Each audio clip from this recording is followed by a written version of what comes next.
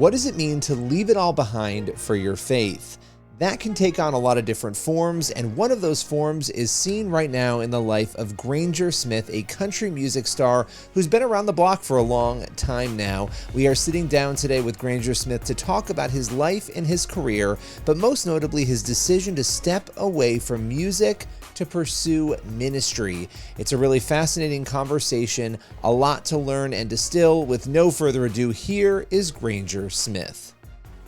So Granger, welcome to Higher Ground. Lots to talk with you about. Your life, I would imagine, is looking a little different these days than it did when you were touring and going around doing music. Talk a little bit about where things are right now. What's been going on? Yeah, if you were going to ask me 6 years ago if I could predict the next 10 years of my life, I would have thought you were crazy if you described any of the things that I'm doing now. And so I think that's definitely a lesson for me to that we plan responsibly, and it's good to dream, it's good to plan, and it's good to put things in place, but the end result is just not up to us. So yeah. I'm traveling a lot, but speaking and not singing. I'm writing a lot, but it's messages and not songs. I'm on the radio a lot, but not my songs. It's my talking. And so, yeah, my life is pretty different right now. Yeah, no, it's gotta be crazy going from, and obviously you've been called into this, by God, and you felt that calling, but it's gotta be crazy going from doing music for so long and being in this world now. I mean, we're going to talk about your kid's book, Up Toward the Light, and we'll talk about some other things, but it's just got to be wild to have such a transition and to sort of step into. That's a huge step of faith to walk away from what you were doing into what you're doing now. Yeah, it is. But as I look at it in hindsight and look at that transition time for me, it wasn't difficult really, because I had a feeling of uneasiness throughout it all. I think a calling, as we say, that word itself just sounds like some, like angels are blowing, trumpets or something. But really it starts with just an uneasiness in the gut. Like, this doesn't feel right. What I'm doing right now no longer feels right. I can't explain it. I don't know if it's indigestion or something else, but right now, my passion seems to be decreasing in one area and raising in another area, and that's kind of the beginning. That's the first thing that we see, and that's what it was for me. It was an uneasiness that just continued to grow and grow and grow until I was strangled by that uneasiness, and I just said, "Okay, I think I should give this up." I don't think this is right for me anymore. And once I did that and stepped into that, I felt peace. There it is. There's the rest. Wow. Did you have a lot of people, or some people, in the music industry, people around you who are like, "Are you sure? Like, what are you doing? Are you crazy?" I mean, did you get a lot? Obviously, you have people around you who I'm sure understood it, but did you get a lot of that? Absolutely. I got a lot more of that than I didn't get that. And it came in different forms. Some people said, because I lost my son. And so some people said, "Oh, Granger, if you need to talk, if you need anyone to talk to, I'm here." And I thought, "Oh, you think I'm crazy? You think I've gone crazy? That's what this is. You think I'm leaving music because I've actually lost my mind." So there was that. And then there was other people on the other side of the spectrum. It was like, "Hey, if you want to tell people about God, use the stage, use your country music stage. That's a great place for it. You got this big audience. Why would you squander that? You got a loud microphone. Don't squander that. Use that for God." And so those were kind of the two sides of the argument. Yeah. Yeah. And again, if you're that word called, if you feel that prompting, whatever, to move into something else, all of those opinions are, unhelpful in some ways. I mean, it's good to hear what people think, but you were clearly on a path that you're on now, and it's amazing to watch. And obviously, River, your son, back in 2019, everything you guys went through, so much of that being public, and then you talking about it in your memoir and just having so many amazing faith messages to come out of that. What was that like to journey through and navigate so publicly? I don't know, because I only did it that way. I don't know if it was worse or better to do it publicly. There were definitely aspects of it that were horrible. I couldn't escape what I was feeling without, being put on display in that. But then there were other times where that kind of kicks the can down the road for me. And I might have, if I didn't have that, if I wasn't forward facing in the public, maybe I would have hidden in the closet and just disappeared for a few years and not had that kind of motivation to ever come out. So I don't know. So it was difficult, and yet maybe it was necessary to just continue, not necessarily to be public forward facing, but maybe it was necessary for anyone listening to just continue on with whatever they're doing, to go back to work, to do the dishes, to mow the grass, to put on your clothes and to brush your teeth, and to continue on. The world is continuing to spin. So we got to continue with that. Yeah, one thing I've thought a lot about, when people go through difficulties and struggles, I was sort of, I won't say brought up because it was nobody's fault, but I came to believe that it was good to sort of keep things to yourself, conceal them, don't put all of your struggles out. And yet the older I've gotten, the more I've realized, as a Christian, when you put things out there, in the way, in a positive way, in a way that like lets people know what's going on, you get prayer back, right? And having people pray for you and just even think about you and reach out. There's something to that I've kind of come on the other side of that now, where it's like, okay, being open, there's something about that, especially with fellow Christians, that gives us, I think, an upper hand spiritually that maybe I was missing before in my own life when I sort of hid those things or didn't talk about them.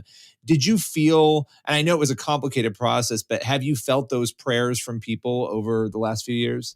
Oh, Billy, man, that is a great question and a great point and worth unpacking, because like you, I've kind of had that full circle moment where you realize that our gut instinct is not just to, air out all the dirty laundry. Our gut instinct is, let's just hide this stuff. And when someone says, how you doing? Let's just say, fine, I'm doing fine.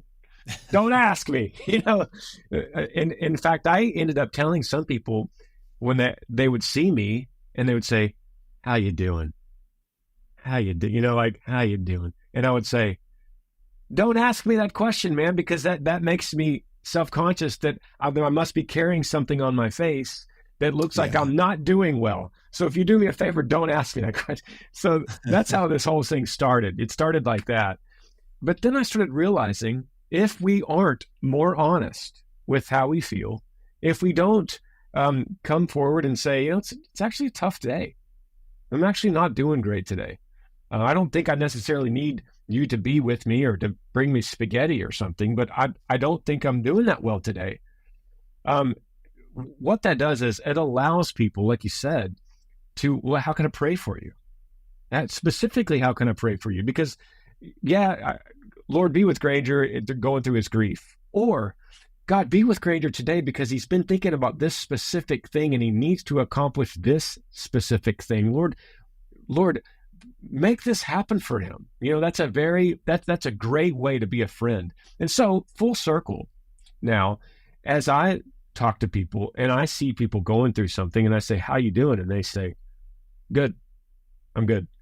And I think to myself, and sometimes I say it, depending on how close we are as a friend, sometimes I say, I can't be a good friend to you. You can't let me use my spiritual gifts as a Christian unless you tell me what's going on, because I want to intercede for you. I want to pray for you, brother, but I can't pray for you. And if I'm asking for a prayer and you say, I don't know, I'm good. So that's the full circle is, yes, Bill, you're right. We need to be able to be friends. Like, let me be a friend to you. And you could do that by telling me how you're actually doing. No, I love that. I love that. It's so easy to hide it, and I don't know what that is, whether it's some, sense of just shame or not wanting to bother other people or not, I don't know. Maybe it's a mixture of things for people that sort of forces them to hold it in and not. But, I think about how many prayers was I missing out on, by not being open about things. And so I have a totally different perspective. I love what you just said, on that. And I also love the fact that, all the projects you're working on, you have this kids book, Up Toward the Light, which I want to talk about because it deals with grief, loss, struggle. And I'm a huge fan of kids books because they don't just impact the kid, they impact the adult reading them to the kid too. So talk a little bit about your motivation for that project. Yeah, I feel the same way about kids' books. And I think the ultimate motivation for this particular project was just to open a door of conversation between an adult and their kid, or even two adults in a household. Most likely two adults or a household that has gone through some kind of grief or loss. So the specific instance in the book, the analogy was a boy that loses his grandpa, and he talks to this tree, and the tree has a lot of wisdom, and you end up finding out that the tree actually was really close to the grandpa as well. The grandpa planted the acorn and nurtured and grew this tree. But the tree's perspective is, if we focus too much on grandpa or the nutrients that have come from the ground, the soil, the other roots that were intertwined with other trees, then we lose the whole purpose of the tree and the whole purpose of growth. And that is moving up toward the light, focusing up. And so that really the book is so that someone in a household, probably a kid, could have a conversation with the parent that maybe is difficult for the parent to bring up. It's almost like connected to the conversation we just had, where it might be hard for the parent to say, how are you doing? Are you doing okay since we lost grandpa? That's a difficult thing to bring that up to a child. Yeah. But you could open a book and work page by page without specifically going there. And then all of a sudden, by the end of the book, you're in it and you're talking about it. Yeah, I love that. I mean, we need to have these conversation starters, especially in this culture, because it feels like people are struggling so much, and kids are struggling because adults are struggling, right? To process emotions, deal with the things that are happening around us. There's so much going on, around us. When you look at your own ministry that you're doing now, and maybe this is a complicated question, I don't know, but where do you see it going in 5 years, right? I mean, like you said, 6 years ago, you couldn't have thought about where you'd be now. Where do you see yourself 5 years from now? Yes. So I believe, and I'll say this as carefully as I can because of, how I laid the foundation earlier. If I don't know my future, but we can responsibly plan. So as I go out and I travel and I speak and I talk to people and I hear their questions and I hear their grievances and I hear their struggle with their faith, and I read the Bible and try to surround myself by wise counsel, I have learned to believe that the local church is the tip of the spear that God will use to fulfill the Great Commission. And that's relatively new for me, even though I've called myself a Christian my whole life. I have a new understanding of it now. And as a country music touring musician, being involved in the local church was not part of my repertoire.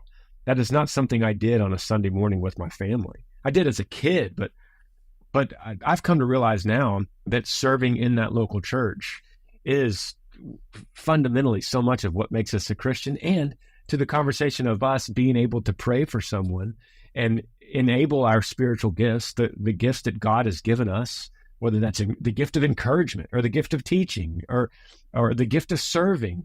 All these are acted on in the most precision in the aspect of a local body church. So if I'm looking at my 5-year plan, I say, I want to move more and more into the tip of the spear, which is the local church. And I think that me traveling around and speaking, I think that will most likely, Lord willing, be always kind of part of what I do. But I don't think, and I don't see it being the main thing that I do is I go out and I speak. I want the main thing to be Granger serves his local church. And from there, then he goes out and speaks to other people. So that's kind of what I'm looking at right now for 5 years. No, I love that. I mean, could you ever, and again, dangerous to ask about the future, could you ever see yourself going back into music in any form again? Or do you think that chapter, at least at this point, from what you're feeling, is closed? There's no dangerous questions here, man. No dangerous questions. I would imagine me putting out some kind of gospel record, hymn record. I think that would be helpful, probably encouraging for me, for myself. Where it gets dangerous actually is me going out on a tour and supporting it and have a band with me and we're traveling. I don't want to do that. I don't see myself doing that. That's where the sin of pride just comes flying up for me, even at the thought of that. So I would rather stay away from any kind of tour support of it. But hey, putting out an album, maybe some of my favorite hymns, some of my favorite gospel songs, I think that's very doable, and that answers your question in a form of music. Yeah, no, I love that. And I think that's great. And what, final question for you, and another dangerous one, even though you say there are no dangerous ones. Look, I know a lot of people in entertainment, a lot of actors, singers, people who are Christians. When you look at it, help people understand that the struggle of that fame and faith. And do you think it's easy to find the right balance in that? And maybe that's an individual thing, I don't know, but just curious from your experience. Yeah, that's it's. I don't think there's a balance, man. I don't think there is much of a balance. I don't think you're growing your faith, living as a disciple of Christ, and pursuing fame. I don't think there is a healthy balance in there. I think you're either on one side of the scale or not on those two things. And yes, it is individual, absolutely, on how much of that side of the scale you could be on. I mean, you could be a disciple of Christ and have a little bit of a desire for fame, perhaps, as an individual, and you could do that in a healthy balance. I can't. I don't see a path for me in trying to exalt myself and glorifying myself, which is really what you're doing when you're trying to be famous. It's not to say that you can't be ambitious or have goals or have great self-discipline and want to grow something. But when the something that you're wanting to grow is just your namesake, then the level that people adore you and worship you and glorify you is the level you're growing at. And if they don't do it, you're failing in your business. That's a fundamentally that's a problem, So yeah, well, especially in music, because you're standing on a stage. I mean, music more than anything, and people are cheering for you, right? You can make the argument with actors and others because it does exist, but there's even more of a disconnect there than there is for a musician, it would seem. That's exactly right. And I should have clarified that, because there are other ways that you could grow your own personal platform, and you're not seeing the people worshiping you like you do on a music stage. No, I love that you said that. I mean, I think it's important because you see so many people who just get sucked in and spit out, right? Or they get sucked into it and they have really good intentions, and it's a struggle for people. But I so appreciate you and your perspective, and I want people to go out and grab the book. It's Up Toward the Light, incredible book for kids and families, and really just, as always, appreciate you taking the time today. Man, thank you so much, Billy. I appreciate all your insightful questions. That's all for today's Higher Ground. Make sure you head on over to Washington Times to check out all the news you need to read. And you can head on over to highergroundtimes.com as well to see the faith and culture content brought to you by the Washington Times. We will see you here again next week for another episode of Higher Ground.